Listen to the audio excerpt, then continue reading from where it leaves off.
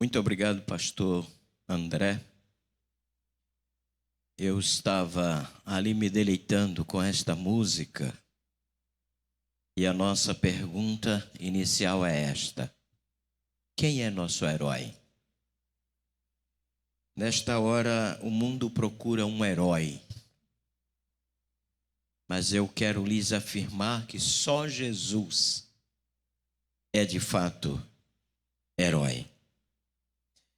Ele vence todas as batalhas, ele vence todos os desafios em todas as ordens. Ele vai além daquilo que a mente humana pode imaginar, no que tange a estar à frente, a ser vencedor, a não depender de exércitos, nem de programas, nem de sistemas, nem de homens. Ele, de fato, é o nosso herói. Quarta-feira passada tivemos aqui um momento de adoração a Deus com alguns dos oficiais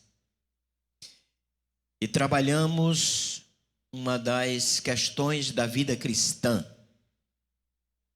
promessas de Deus, ações diretas do Senhor na vida daqueles que estão debaixo das promessas.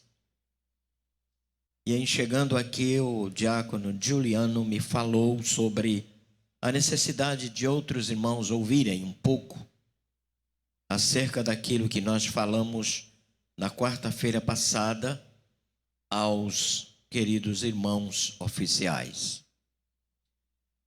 Eu escolhi para esta manhã um pouco disto. Vou transferir para todos os irmãos a realidade da adoração verdadeira a Deus, aquilo que muitas vezes no nosso coração se impregna, mas sem de fato verdade alguma. Hoje precisamos ardentemente viver a verdadeira adoração e fazer distinção disto. Aos meus irmãos amados, eu desejo que a leitura do Gênesis, assim como falei sobre a vida de Jacó, possa de fato se refletir e se repetir também na vida de tantos quantos seguem a Deus, debaixo das promessas, tendo resultados inadiáveis, preciosos, duráveis. São aqueles que são marcantes e eu diria necessários em todas as horas. Então, que você se lembre do texto de Gênesis, quando Deus transformou a vida de Jacó, um homem que viveu debaixo da promessa, mas que andou um bom tempo simplesmente escamoteando o seu coração e vivendo uma realidade diferente, não proposta por Deus. Nesta manhã eu quero falar sobre a transfiguração. Capítulo de número 17 do Evangelho de São Mateus. Assim diz: 6 dias depois, tomou Jesus consigo a Pedro e aos irmãos Tiago e João e os levou em particular a um alto monte. E foi transfigurado diante deles, e o seu rosto resplandecia como o sol, e as suas vestes tornaram-se brancas como a luz. E eis que lhes apareceram Moisés e Elias falando com ele. Então disse Pedro a Jesus: Senhor, bom é estarmos aqui.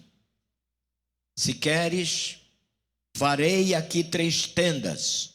Uma será tua, outra para Moisés, outra para Elias. Falava ele ainda quando uma nuvem luminosa os envolveu.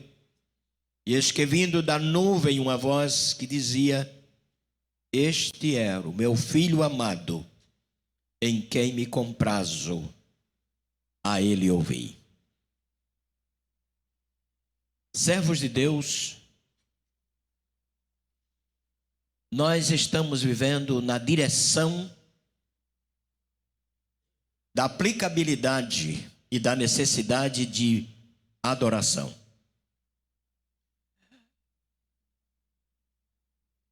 Quando nós olhamos para esta palavra, ou quando dela lembramos, logo entendemos que esta geração corre, neste momento, para a adoração.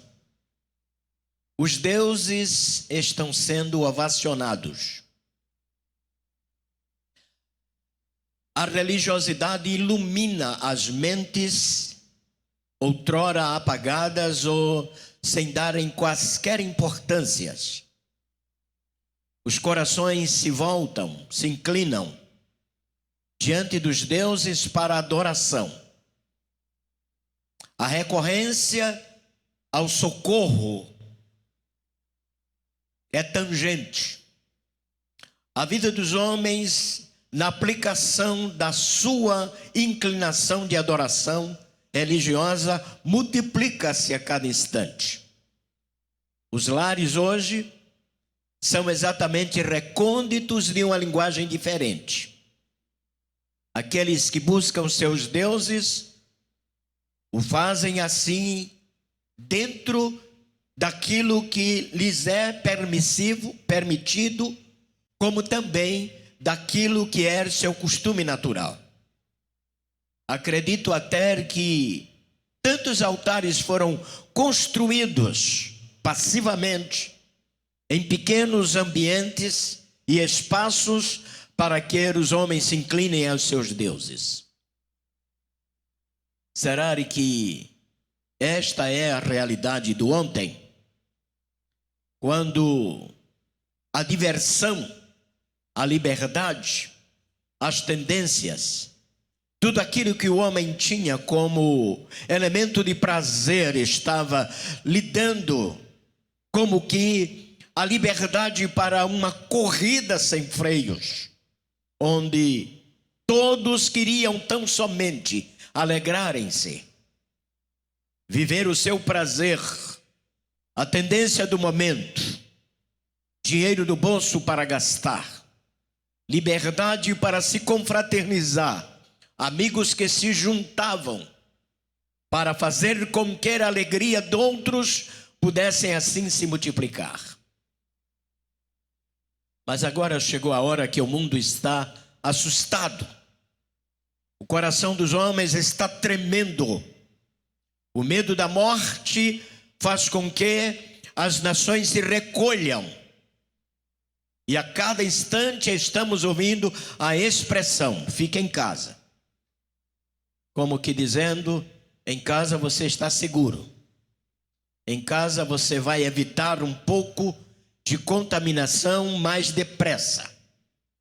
Ficar em casa parece até que é expressão de garantia. Ficar em casa bem parece até que nós estamos sendo blindados e protegidos. Como seria bom se esta fosse a única verdade que nos protegesse. A gente sai um pouco e é bem possível que lá fora o ar esteja totalmente contaminado.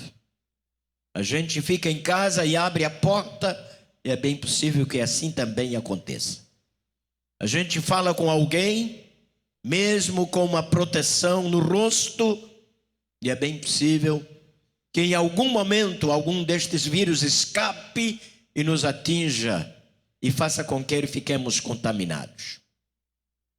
Em tudo isto, parece até que nós viramos os únicos seres cuidadosos do mundo. Mas há aqueles que não estão de nenhuma forma ligando para isso. Aqueles que andam livre, que vão a todos os cantos, que se comprimem, que garantem que não serão contaminados, e até um lado religioso, eu diria até cristãos, que não dão importância a isto, e estão simplesmente vivendo a pregação de uma fé, que para eles de fato é absoluta, e que eles não seriam atingidos de nenhuma forma.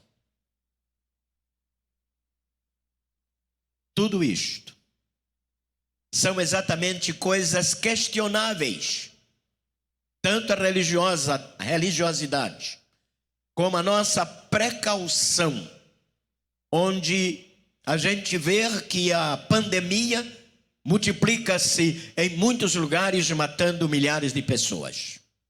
Noutros, a gente aplaude aqueles que preventivamente arranjaram determinadas regras para nos proteger, e é claro que a pandemia diminui, as mortes também, e as pessoas já estão de fato comemorando, como que dizendo: amanhã estaremos livres, não teremos mais a nossa prisão domiciliar, estaremos nos confraternizando, e nós, os brasileiros, estaremos nos abraçando, estaremos nos beijando, estaremos apertando a mão uns dos outros, fazendo nossas reuniões de confraternização, e tantos outros estarão já nos bares, não para dizer a Deus muito obrigado, mas para comemorarem simplesmente regados de álcool, levando a sua alegria a ser extravasada. Queridos, o texto que nós lemos faz exatamente diligência no nosso coração com referência às atitudes primárias que muitas vezes estão assumindo lugar no nosso coração, fazendo com que sejamos destaques e destaquemos determinadas coisas da nossa vivência diária e dos nossos costumes em prática. O texto nos diz que Jesus, 6 dias depois de haver falado aos discípulos sobre sua crucificação, reúnem-se com estes para mais um momento de oração, de contrição, momento de reflexão, momento de meditação. E o texto nos diz que ele leva consigo Pedro e seus irmãos João e Tiago, em particular é um alto monte. E aqui a gente olha o princípio da distância, o princípio recomendado para que se medite, para que se pense, para que ore, para que busque a Deus, para que não se tenha por perto alguém que tão somente estaria ou pedindo alguma coisa ou ovacionando Jesus, dado a razão de sua presença, bem como de sua pregação. Mas o texto diz que Jesus foi transfigurado diante deles e o seu rosto resplandecia como o sol. Tantas e quantas vezes os discípulos viram Jesus em etapas completamente diferentes, mas agora como nunca. O seu rosto brilhava como o sol. E você imagine que isto está acontecendo de noite. Não era a luz do dia. Ele não estava meio-dia, em pleno sol, algum reflexo batendo em seu rosto e fazendo com que ele tivesse esse resultado. O texto diz que era de noite. Além do seu rosto resplandecer como o sol, as suas vestes tornaram-se brancas como a luz. E eu chamo a sua atenção aqui para esta expressão: tornaram-se brancas como a luz. A luz tem seu momento em que apresenta-se de maneiras completamente diferentes. Você já olhou para o pôr do sol, lá quando a tarde está terminando? Aquele clarão bonito, amarelo ou vermelho. Mas você já olhou para o sol em pleno meio-dia? Como você o enxergaria durante apenas 5 segundos? Brilha demais, é branco demais, resplandece demais, e é impossível o encararmos por alguns segundos. Duas coisas aqui me chamam a atenção. As vestes, o rosto de Jesus brilhando como o sol e suas vestes resplandecentes. Há uma diferença aqui na apresentação da visão que os discípulos estão tendo. E esta passo exatamente a trazer aos senhores. Eis que lhe apareceram Moisés e Elias falando com ele. Não havia nenhuma comunicação entre a visão e os discípulos, mas era a visão e Jesus. A segunda coisa que me motiva a levar exatamente a fazer uma distinção é que a conversa não era absolutamente entendida dentro da linguagem gramatical daqueles que estavam assistindo aquela cena. Eu lhes diria, é o reino dos céus em revelação.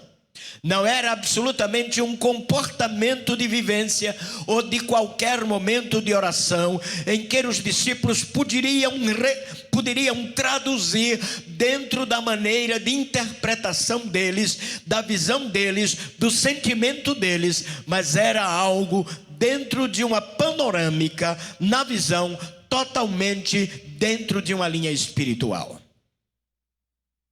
Então Pedro,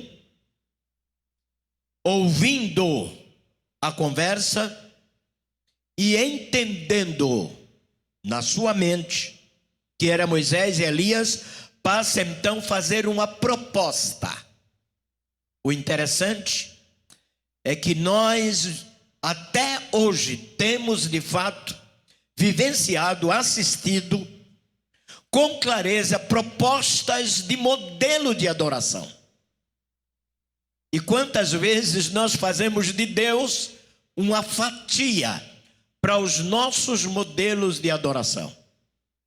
Aqueles que só adoram nos montes, aqueles que só adoram no templo, aqueles que nem no templo chegam, só fazem adoração nas suas casas. E imagine, no meio de um frenesi de uma família que entra e sai, como esta gente estar de fato adorando a Deus. Se bem que um dia Jesus disse que os verdadeiros adoradores adoram o Pai em espírito e em verdade. E muitas vezes existe uma razão da separação ou do distanciamento ou da exclusividade, quando a palavra do Senhor diz: entra no teu quarto e faz a tua oração, e teu Pai que te ver em secreto te recompensará. Nós temos um lastro imenso para esta atitude de adoração e para a nossa maneira de colocarmos o nosso coração diante de Deus numa entrega total ou subjetivamente. É preciso então entender que a verdadeira adoração não traz absolutamente proposta para que Deus faça aquilo que a gente entende. A verdadeira adoração simplesmente é uma conversa com Deus, e as demais coisas é Ele, Deus, quem faz. Se Ele há de nos atender, Ele sabe como, quando e o porquê. Se Ele não vai nos atender, logo o nosso coração concluirá que existe alguma razão em que Deus não estaria concordando com a nossa maneira de adoração. Mas Pedro faz uma proposta a Jesus: Senhor, bom é estarmos aqui.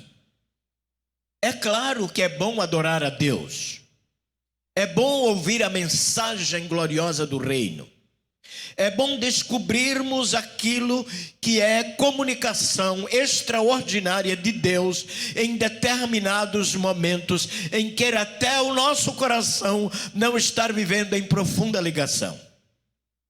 Pedro não descobre, De maneira nenhuma, que seu coração agora, mesmo orando e perto de Jesus, ele estaria vivendo uma tendência de ordem histórica e religiosa, e não de fato uma aquiescência na presença de Deus, colocando a sua vida inteiramente à disposição das orações feitas por Jesus. O que é que Pedro sugere? O texto diz o seguinte: Pedro disse: Senhor, bom é estarmos aqui. Se o Senhor quiser, se o Senhor quer, faremos aqui 3 tendas. O interessante é que Pedro abre um espaço na sua mente. Não é tão transigente e intransigente. Ele diz: Senhor, se queres. Ele diz: eu vou depender do Senhor se há de concordar comigo. Bom é estarmos aqui e fazermos aqui 3 tendas. Os irmãos imaginem que aqui há alguma coisa que se colide. Como então Pedro não enxerga que se fazer 3 tendas de adoração em nome da lei, em nome dos profetas e em nome da graça, ele estaria oferecendo àquela geração a opção de simplesmente estar num canto e noutro, até que alguém chegasse a concluir que de fato a sua melhor escolha seria tal tenda, dentro exatamente da sua escolha. Mas o que me deixa aqui feliz é que Pedro deixa com Jesus a resolução: se queres. Ele deixa com Jesus a alternativa. Ele reconhece que a palavra de Jesus é última. Ele reconhece que Jesus é quem de fato vai definir. É Ele quem vai fazer a conclusão daquele momento tão especial de transfiguração. Se queres, farei. Ele está dizendo: eu vou trabalhar, eu vou gastar tempo, eu vou, Senhor, atrás de alguém, eu vou arranjar um jeito, eu vou querer que outros estejam de fato concordando comigo. Eu farei aqui 3 tendas. Irmãos, imagine que esta lição hoje pegaria em cheio a igreja, em que muitos fazem assim. Qualquer coisa que pensam, já se definem: eu vou fazer. Às vezes nem dependem de Jesus, não dependem de Deus, apenas fazem.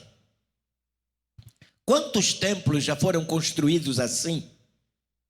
Quantas cabanas, quantas tendas, quantos lugares de oração foram feitos assim, na base apenas da opção: eu penso que aqui tem bênção, eu penso que alguém aqui vai gostar da história, vai gostar da lei, vai gostar da graça, vai gostar disto e daquilo. Eu penso assim. Era o que Pedro estava sugerindo. O seu coração estava plenamente diversificado na questão da verdadeira adoração. Ele pensou apenas na cabana, ele não pensa nos adoradores. Sabe por que ele não pensa? Resposta: porque há adoradores para todo tipo de adoração, para todas as propostas. E Pedro não calcula que é bem possível que houvesse uma convergência tremenda para aquelas tendas, e as escolhas se confundissem, elas se entrelaçassem, elas virassem de fato um elemento de mercado até. E quem sabe, alguns não muito inteligentes estariam circulando entre estas cabanas, e não se definiria o modelo de oração que colocaria dentro dos seus corações. Que texto maravilhoso! Jesus então ouve Pedro, e ele enxerga que Pedro tem uma boa intenção, mas Pedro não considera a boa revelação. Pedro tem um bom sentimento, mas ele não se permite pensar em outras pessoas que talvez não tivessem nenhuma visão com referência à adoração e em nada acerca de Deus. O texto nos diz: falava ele ainda, quando a nuvem luminosa os envolveu. Isto quer dizer que Deus interferiu na conversa, na proposta de Pedro. Falava ele ainda quando a nuvem os envolveu. Sabe o que eu penso aqui? É que o reino dos céus estão de fato guardados historicamente, espiritualmente, como elementos de revelação para que a gente entenda como isto funciona e não tenhamos uma opção como faremos com que este reino possa de fato entrelaçar o nosso coração, as nossas escolhas e os nossos pensamentos. Falando ele ainda, uma nuvem luminosa os envolveu, e eis que vindo da nuvem uma voz que dizia: este é meu filho amado, a ele ouvi. Vamos pensar noutra coisa impressionante e preciosa que este texto nos ensina.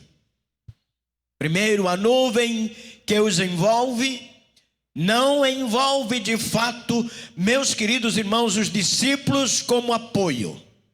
Não envolve de maneira nenhuma aquele pequeno grupinho triplo, simplesmente para confirmação, mas a nuvem envolve Jesus e os personagens que a visão está trazendo a Pedro, seu irmão, e João e Pedro, seu irmão.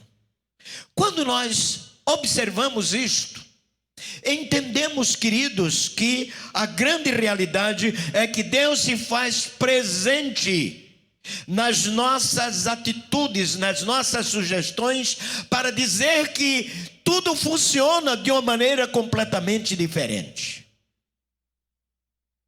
Como isto então estaríamos descobrindo? É porque quando Deus está falando da nuvem luminosa, Ele não fala que deveriam ouvir a Moisés, ouvir a Elias, mas deveriam ouvir Jesus como seu filho amado, aquele que na realidade precisaria ser adorado em espírito e em verdade. Meu querido irmão, como é que você está fazendo com referência às revelações de Deus na sua vida? Não as torne pessoais.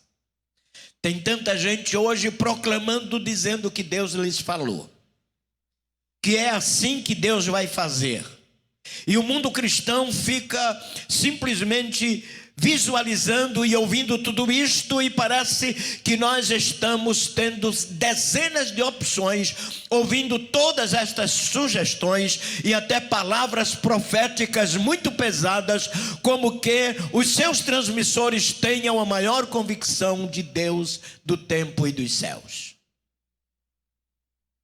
Será que poderemos ouvir a voz de Deus?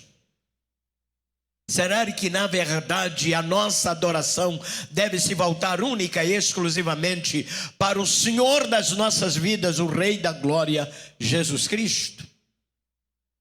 É isto que Deus está dizendo. Olhem, escutem o meu filho amado, ouçam o meu filho amado. Ele está dizendo que a lei e os profetas duraram até João, e que estas não farão parte da adoração presente do nosso século, ou mesmo do século onde os discípulos estariam simplesmente vivendo sem Jesus depois da sua ida para a glória. Precisamos colocar isto em evidência. Lembrar que o nosso tempo de adoração é o mais lindo em que Deus tem concedido sobre a terra, porque diante dos grandes desafios e das grandes decisões humanas com referente à religião, Deus está dizendo: ouçam o meu filho. Deus está dizendo que só Ele é quem merece e que precisa ser adorado. As tendas seriam simplesmente de adoradores temporários, em que um dia lembrariam que o seu personagem já havia passado, e ambos não teriam mais ingerência na ordem espiritual sobre suas vidas. Eles descobririam isto e a sua comunidade, a sua congregação estaria de fato se fracionando, e ninguém sabe qual a tendência desta gente, para onde iria, porque é bem possível que eles se desvencilhassem da convicção a priori e fossem para outras tendências e perdessem a sua linha, o trâmite da fé que eles estavam colocando na mente e no coração. Por isso Deus diz: este é meu filho amado, a ele ouvi. Queridos, quando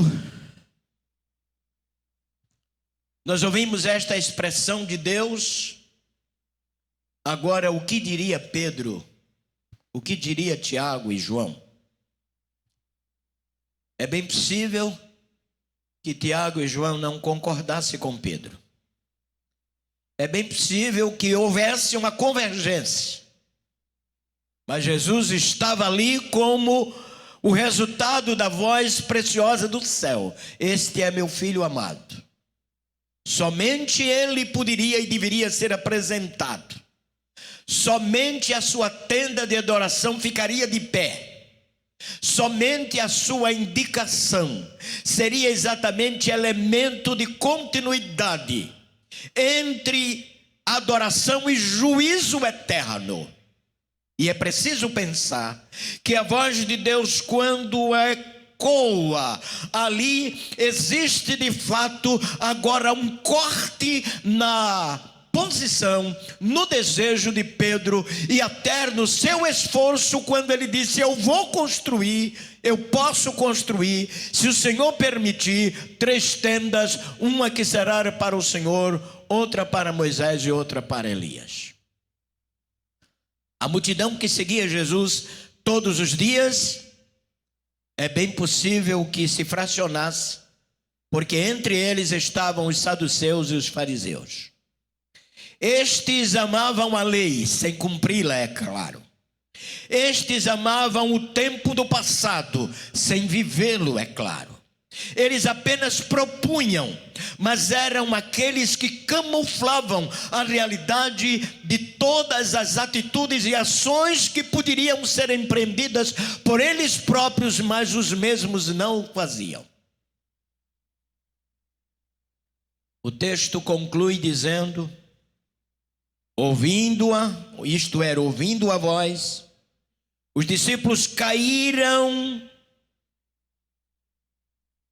de bruços, tomados de grande temor. Deus reagiu, Deus agiu, Deus se fez presente, Deus tomou atitude, Deus fez com que a sua glória pudesse ser elemento em que aquela gente pudesse ver que a grande proposta do reino dos céus não seria e nem era absolutamente aquilo que os homens entendiam. O texto diz que eles caíram de medo. Aproximando-se deles, Jesus tocou-lhes dizendo: erguei-vos e não temais. Então eles, levantando os olhos, a ninguém viram senão Jesus.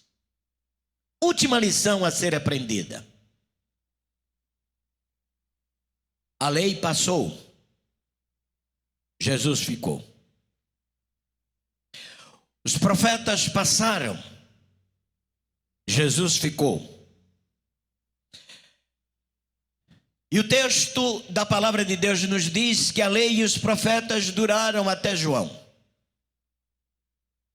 E a gente entende facilmente isto, fazendo diferença entre aquilo que é ofício e aquilo que é dom. Os dons continuam, mas o ofício passou. Não existe mais profeta sacramentado nos nossos dias. Existem homens e mulheres usados no dom de profecia. E eles precisavam entender que a igreja seria instalada. E quando a igreja viesse a ser instalada, qual seria de fato a reação daqueles que estariam aceitando Jesus, indo àquelas tendas, ou pelo menos passando por elas, sem lhes dar absolutamente a mínima atenção? Devo dizer a você, meu irmão, desperte. Se você é homem ou mulher de oração, lembre que o comando ainda é de Deus. Não tente absolutamente ser dirigente de ninguém. Não tente colocar a sua proposta como elemento em que ele esteja acima da realidade do comando de Deus. Aprenda que só Jesus é quem precisa ser adorado. Não faça discípulo para você. Não comande a vida de ninguém para que você construa religiosos. Nós já temos demais. A religiosidade no mundo avança avassaladora. E quando nós pensamos nesta realidade, perguntamos: a quem de fato vamos recorrer? E a resposta é: a Jesus, porque Deus disse: a Ele ouvi. Que Ele nos abençoe. Que sua graça infinita seja sobre os nossos corações. E que sua manhã ou qualquer hora do dia, quando você ouvir esta mensagem, possa ser aquela de deleite espiritual. Ponha os olhos em Jesus. Esqueça as tendas das religiões ou das propostas do tempo antigo. Lembre-se, a graça está à sua disposição. Que Deus nos abençoe. Feliz dia para você. Feliz almoço para você. Feliz tarde para você. Meu convite é para que à noite, às 18 horas, você esteja ligado conosco, porque estaremos começando mais um culto de adoração a Deus. Reverendo André